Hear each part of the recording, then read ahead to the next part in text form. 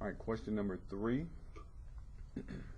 This one says the data given below, the data set given below, we're going to draw a scatter diagram. We're going to comment on the type of relation that appears to exist between x and y.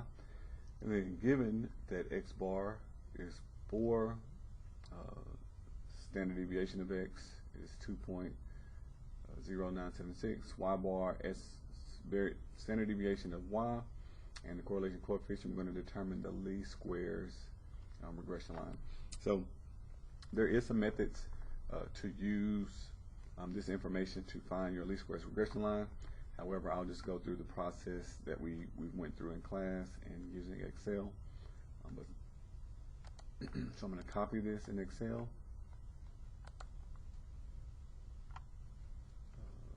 Enable editing.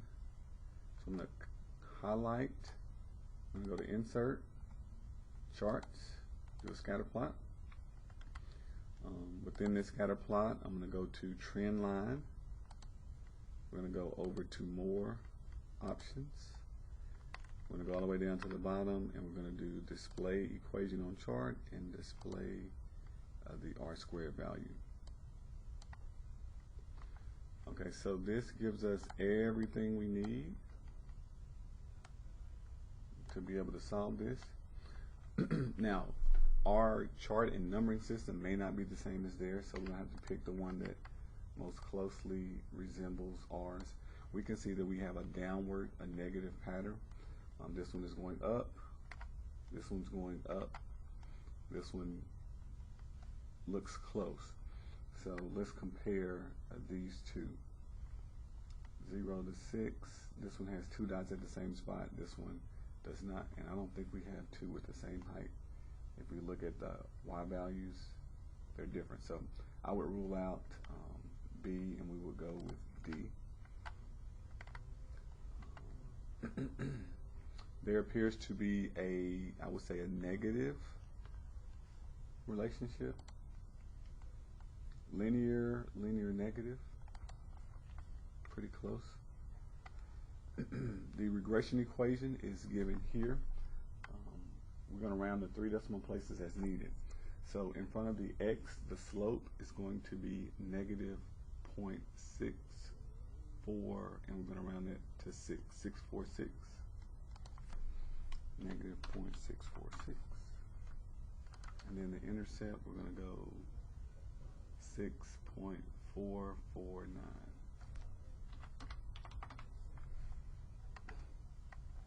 All right, choose the graph below. So according to what we can see in Excel, looks pretty close. It's hard to kind of get all that on the screen. Looks pretty close to A. Comparing, has a downward trend, and it looks almost right in line with what we have here. And then that'll be it for that one. Question 4. I'm missing some information. Okay. A test to determine whether a certain antibody is present is 99.8% effective. This means that the test will accurately come back negative if the antibody is not present. 99.8% of the time. The probability of a test coming back positive when an antibody is not a false positive is 0.002. Suppose the test is given to 5 randomly selected people who do not have antibodies. What is the probability that the test comes back negative for all 5 people? And then what is the probability that the test comes back positive for at least one of the 5? Okay, so this is the independent events and multiplication rule.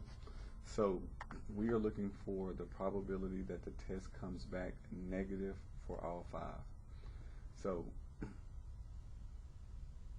99.8% effective, this means it will come back negative if it is not in the subject 99.8% of the time. So the probability that it comes back negative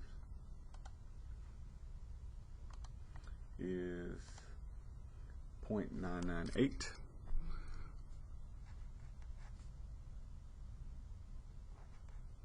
This is when we convert it to a decimal. And we are looking at the probability that all 5 of them come back negative. So what that means, we're going to do 0.998. We're going to raise that to the 5th power. So we're going to multiply that out 5 times.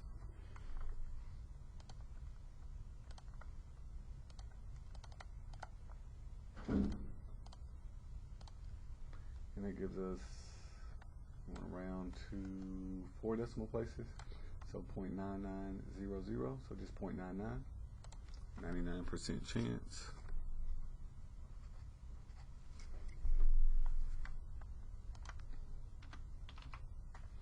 All right, and then at least one positive. So if all of them come back negative,